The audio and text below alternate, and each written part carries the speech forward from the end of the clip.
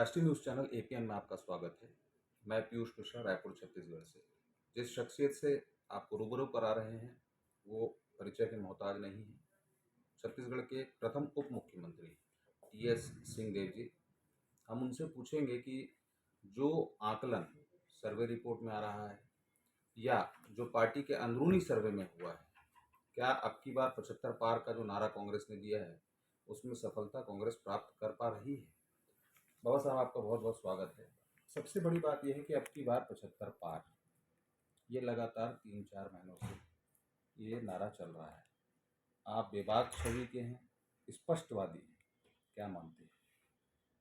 लक्ष्य ऊंचा नहीं रखिएगा तो मैदान में कैसे उतरिएगा। आदमी ये कह के थोड़ा ना चुनाव लड़ेगा कि हम हारने वाले। तो स्वाभाविक है कि आदमी टारगेट ऊंचा रखता है, अच्छा बड़ा टारगेट रखता है ताकि हम वहां तक पहुंचने की कोशिश करें।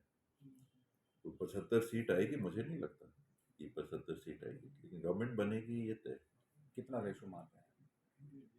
55 से ऊपर, 55 सीट कम से कम।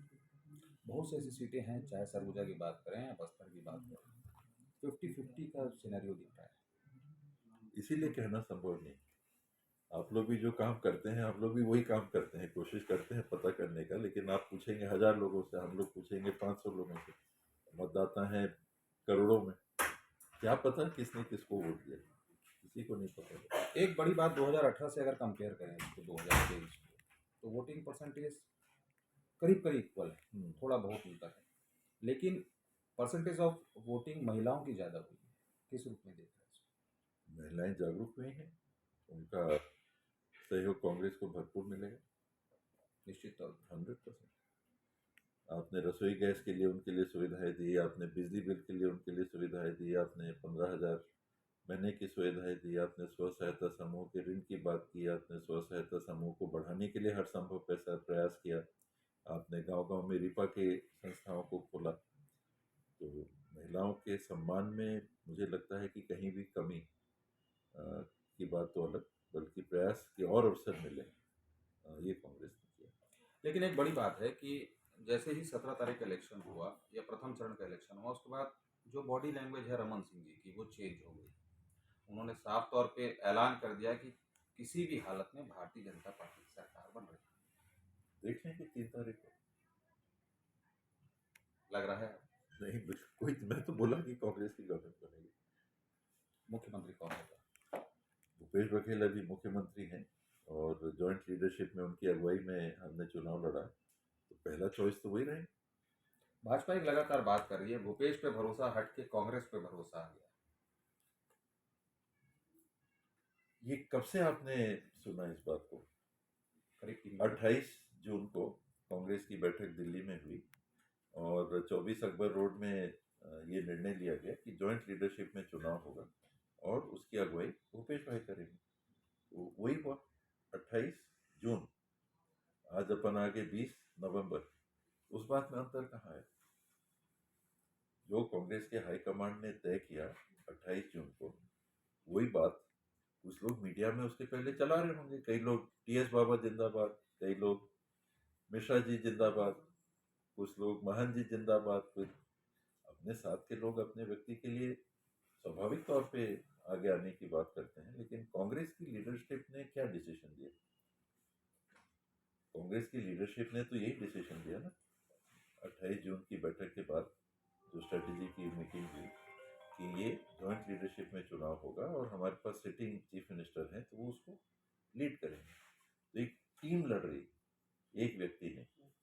तो यही हम लोग तो टीम है ही और टीम के रूप में काम कर रहे हैं। अगर मुख्यमंत्री हैं तो अकेले मुख्यमंत्री नहीं है, कैबिनेट के मुख्यमंत्री हैं। 12 कैबिनेट के साथी उनके साथ काम करते हैं, उनको उनका सहयोग करते हैं, मिल के निर्णय लेते हैं। ये माना जाता है कि कैबिनेट फॉर्म ऑफ गवर्नमेंट में कैबिनेट का जॉइंट रिस्पॉन्सिबिलिटी होती है किसी एक व्यक्ति की नहीं। तो वैसे ही हम लोगों ने 5 साल काम किया है, वैसे ही हमने चुनाव लड़ा। एक बात है, लगातार कहावत है कि कांग्रेस को कांग्रेस ही हराती है, और ये चीज बस्तर में भी देखने को मिली है, सरगुजा में भी देखने को मिली है। हम भी बहुत जगह गए, आपकी विधानसभा भी गए। कई ऐसे व्यक्ति हैं कांग्रेस के जो अपने ही प्रत्याशियों की टांग खींचने में लगे हुए। मीडिया को कांग्रेस ही दिखता है, आप लोग को प्रेम है कांग्रेस से ज्यादा। आप भाजपा का नहीं देख बता रहे हैं। नहीं, भाजपा सत्तारूढ़ के दल, मैं अभी सत्तारूढ़ दल की बात कर रहा नहीं, आपने सत्तारूढ़ दल की बात नहीं की, आपने कांग्रेस की बात की। और देश में सत्ता में तो भाजपा है, तो आप भाजपा में क्या हो रहा है हर विधानसभा में उसकी समीक्षा क्यों नहीं करते? ये अनफेयर है। मीडिया कंप्लीटली अनफेयर रहता है कांग्रेस के प्रति, कि वो ऐसा दिखाते हैं कि कांग्रेस में ही कुछ है।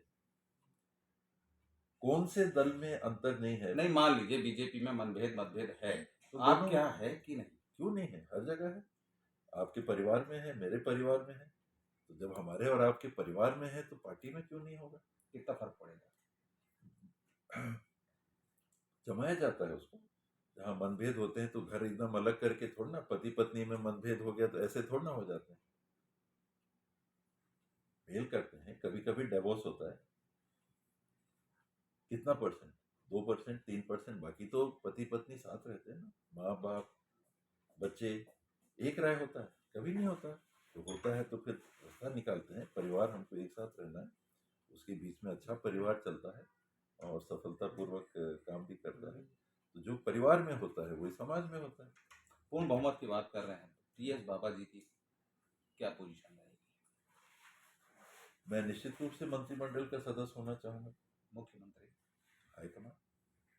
आपकी इच्छा? हमेशा। रहेंगे? इच्छा क्यों नहीं रखेगा आदमी? लेकिन अगर मुख्यमंत्री रहते हुए, भूपेश भाई के मुख्यमंत्री रहते हुए हम चुनाव जीतते हैं, तो पहला नंबर उनका विचार में क्यों नहीं होगा? आप सीरीज जीते तो चेंज क्यों करोगे आप कप्तान? कोई कारण होगा तभी ना करो। अगर चेंज करने